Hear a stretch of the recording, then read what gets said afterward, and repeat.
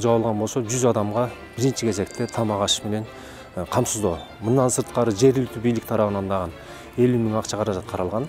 Урматтуу мекендештер, сиз Москвада иштеп, кирди чыкты кызматына муктаж болсоңуз, биздин кызматтан пайдаланыңыз. Биздин компания эң акыркы үлгүдөгү унаалар менен камсыздалган. Салондо акысыз Wi-Fi бар, жана документтер жагынан жардам беребиз. Бизде көп жылдык тажрыйбасы бар айдоочулар иштейт. Байланыш үчүн номерлерибиз +7 926 725 38 85 +7 999 997 46 76. Бишкек-Ош автожолунун ошо Арал Чычкан капчыгайларында кандайдыр бир өзгөчө кырдаалдар катталса же бир кырсыктар катталып, ошо жолдорго бардык автоунаалардын түрүнө чектөөлөр кире турган болсо, биз ошо 271-чакырымдагы Арал постунда атайын посттор уюштурулган. Посттон жолдор атайын тиешелүү службалар аркылуу жабылат.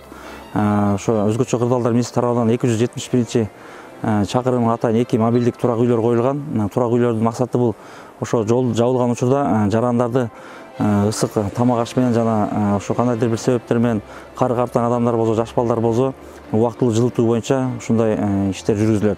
Айдоочулардын эсине бизде атайын өзгөчө кырдаалдар министрлигинин алдындагы гидрометеоролог атайын агенттиги бар. Ошолордун берген шашылыш эскертүүлөрүн көзөмөлгө алып, ошолордун берген эскертүүлөр негизинде жолго чыгышыңыздарды сунуштайбыз. Жолго чыкканда бизде азыр көп болуп атат, ушундай жолдо калган кырсыктар, башка нерселер болуп атат. Ошого тиешелүү шаймандарды толук кандуу алып жүрүү болушун сунуштайбыз айдоочуларга. Ушу жолду 7-8 жылдан бери каттайбыз.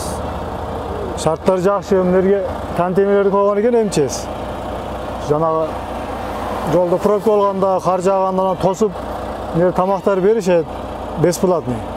Шарттар жакшы, биз ыраазыбыз эми. Жақсы иштешип атабыз. 2015-тен бери каттайм. Нерде МТС'тин контейнери бар. Бери келип бир сутка дем алып кеткенбиз. Ошолорду бузбайбыз. Положение жакшы.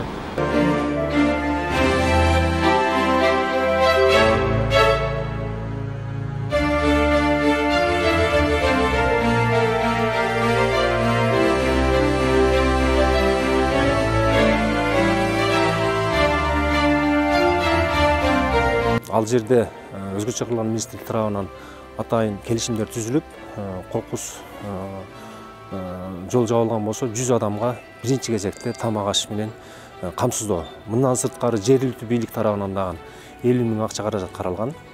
Ошол жерде жылытуу пунктка тамак ашты даярдоо боюнча.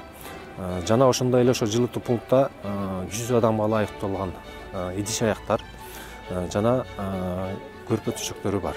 Мындан сырткары ошол жердеги жакын жайгашкан тамактануучу жайлар менен келишимдер түзүлүп, ошол жарандарга тамак аш берүү боюнча иш-чара жүргүзүлгөн. Ошондой эле жарандык коргонуу кызматтарынан мындан сырткары атайын кайгуу кызматы, ошондой эле тез жардам кызматтары ушул биздин Чычкан капчыгайында жайгашылган.